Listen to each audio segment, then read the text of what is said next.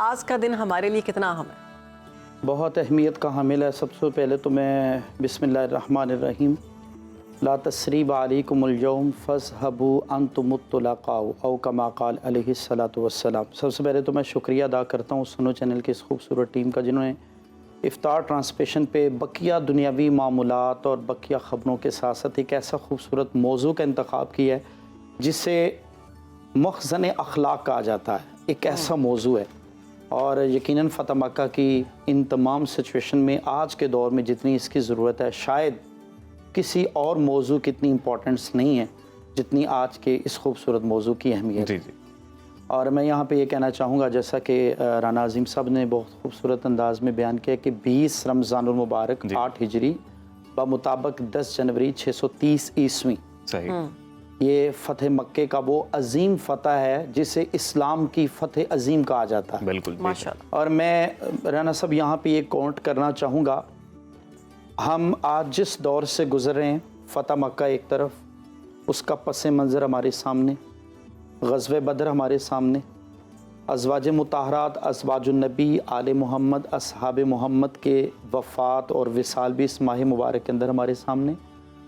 لیکن میں اس خوبصورت موقع پہ ایک ہی میسج اور ایک ہی بات اس اہمیت سے کرنا چاہتا ہوں کہ یہ وہ فتح عظیم ہے۔ اما عائشہ سے رضی اللہ تعالیٰ عنہا سے کسی نے پوچھا کہ حضور کے اخلاق کیا ہیں، تو آپ نے فرمایا قرآن نہیں پڑھا؟ کہا پڑھا ہے، تو کہا کہنا خلقہ القرآن، پورے کا پورا قرآن مصطفیٰ کا اخلاق۔ واہ واہ واہ، سبحان اللہ۔ لیکن آج کے اس موقع پر میں نے جو پہلے احادیث رسول سے ایک چھوٹی سی احادیث پڑھی ہے، لا تثریب علیکم اليوم، آج کے دن تم پر کوئی الزام نہیں۔ صحیح۔ آج کے دن تم پر کوئی الزام نہیں، اور نہ ہی تم سے کوئی مواخذہ ہے، نہ ہی تم سے کوئی بدلہ ہے، بلکہ تم سب آزاد ہو۔ بلکہ میں پڑھ رہا تھا رسول خدا صلی اللہ علیہ وسلم جب 10 رمضان المبارک کو 8 ہجری کو مدینہ سے مکہ کے لیے روانہ ہوتے ہیں، 10,000 کا لشکر ساتھ ہے۔ اس کو غزوہ اسی لیے کہا جاتا ہے کہ پوری تیاری کے ساتھ آئے تھے، کیونکہ نبی کریم صلی اللہ علیہ وسلم سے بڑھ کر کل کائنات کے اندر اخلاق کا اعلیٰ پیکر کائنات میں ہے ہی نہیں۔ بے شک بے شک۔ ہر موقع پہ حضور پاک صلی اللہ علیہ وسلم نے اخلاق کا میسج دیا، اور میں آج اس سنو چینل کی وساطت سے میسج دینا چاہتا ہوں دنیا کے تمام مذاہب، دنیا کے، وہ چاہے ہندوازم ہے، بودھزم ہے، جوڈوازم ہے، تاؤازم ہے، بدھا ہے، یوگا ہے، کرسچینٹی ہے، یہود و نصارہ ہے، کوئی بھی دنیا کا مذہب ہے، میں سمجھتا ہوں اگر وہ مذہب دنیا میں کامیاب ہونا چاہتا ہے، اسے مصطفیٰ کے اخلاق سے بڑھ کے کائنات میں کوئی کتاب نظر نہیں آئے گی۔ سبحان اللہ۔ اور میں یہاں یہ میسج بھی بڑا، اس میسج کو بھی، اس اہمیت کو بھی واضح کرنا چاہتا ہوں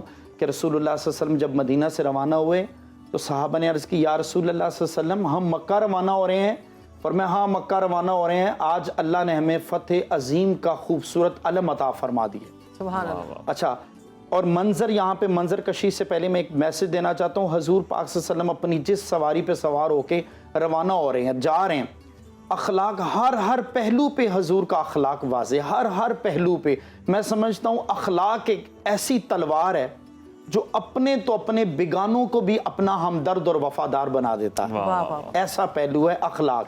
حضور پاک صلی اللہ علیہ وسلم روانہ ہونے لگے، ایک اونٹنی پہ سوار ہے، حضور پاک صلی اللہ علیہ وسلم کے غلام ہے، منہ بولا بیٹا بھی کہا، غلام بھی ہے، آزاد کردہ غلام بھی، حضرت زید بن حارثہ، ان کے چھوٹے سے بچے ہیں 8-9 سال کے، نام ہے اسامہ بن زید۔ تو نا حضور پاک صلی اللہ علیہ وسلم سواری پہ سوار ہوئے تو وہ چھوٹی عمر تھی، تو کہنے لگا محبوب میں آپ کے ساتھ بیٹھنا۔ حضور نبی کریم صلی اللہ علیہ وسلم رخ زیبہ پلٹا، اور حضور پاک امت کو بھی میسج دے رہے ہیں، مسلم کمیونٹی کو بھی میسج دے رہے ہیں، ہندو اور یہود و نصارہ کو بھی، اور بتوں کے پجاریوں کو بھی، اور فتح مکے کے موقع پر اللہ کی رضا کا اس سب موضوع کو اکٹھا کر کے فرمایا اسامہ بن زید آیا، کہا آؤ میرے ساتھ بیٹھ جاؤ۔ حضور پاک صلی اللہ علیہ وسلم نے اسے اپنے ساتھ بٹھایا، فرمایا جو ہی فتح مکہ قریب آیا تو نبی کریم صلی اللہ علیہ وسلم نے فرمایا بھی اعلان کر دو 3، جو اپنے گھر کا دروازہ بند کر لے، ابو سفیان کے گھر آ جائے یا حرم میں داخل ہو جائے، اس کو معافی ہے۔ صحیح۔ ہتھیار ڈال دے، اس کو معافی ہے۔ تو ابھی مکہ قریب ہی پہنچ رہا تھا، تو وہ جو بچہ تھا، ایک غلام کا بیٹا، ایسے سر اٹھا کے نہ اوپر دیکھتا، تو نبی کریم صلی اللہ علیہ وسلم نے فرمایا اسامہ بن زید بیٹا بیٹھ جاؤ، ابھی مکہ قریب آنے والا۔ اتنی محبت اور چاہت کا انداز محبت تھا کہ دیکھنے والے کی آنکھوں میں آنسو آ گئے کہ واقعی ہی یہ وہ نبی ہیں جو نبیوں میں رحمت لقب پانے والے، مرادیں غریبوں کا بر لانے والے، اپنے پرائے کا غم کھانے والے، غریبوں کا ماوا، یتیموں کا والی، اتر کر ہرا سے سوئے قوم آیا، پھر ایک نسخہ کیمیا ساتھ لایا۔ یتیموں کا بھی مولا ہے، غریبوں کا بھی والی ہے، اور غلاموں کا وہ آقا ہے۔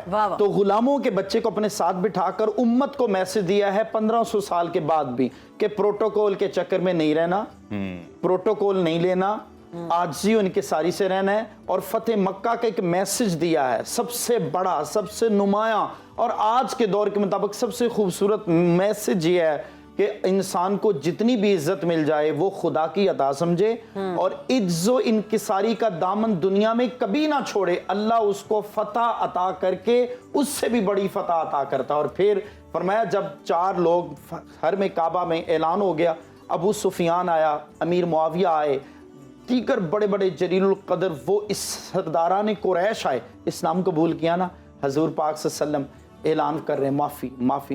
تو کہا کفار تمہیں پتہ ہے آج میں کیا اعلان کرنے والا ہوں؟ کہا آپ رحمت للعالمین ہیں، آپ کرم کریں گے، آپ رحمت کریں گے، آپ معاف کر دیں گے۔ نبی کریم صلی اللہ علیہ وسلم کا درہ رحمت جوش میں آنکھوں سے آنسو آئے اور سر جھکایا ہے، سر جھکا کے بلال کو کہا بلال کعبے کی چھت پہ چڑھ جاؤ اور جا کے اذان دو۔ صحابہ نے بڑا بڑا کہا یا رسول اللہ بڑا موقع ہے، آج فلاں کو موقع ملنا چاہیے، فلاں کو ملنا چاہیے۔ بڑے بڑے جلیل القدر صحابی تھے، ابو بکر، عمر، علی، عثمان، طلحہ، عبداللہ، امیر حمزہ، بڑے بڑے جلیل۔ حضور نے فرمایا نہیں، اگر بلال پہلے بھی اذان دیتا تو بلال آج بھی کعبے کی چھت پہ چڑھ کے اذان دے گا۔ یعنی کہ اسلامی کانسیپٹ کے اندر متوازن زندگی، میانہ روی زندگی، اور ہر قسم کا اخلاقی پہلو، میں سمجھتا ہوں کل کائنات میں جتنے حضور کے اخلاق ہیں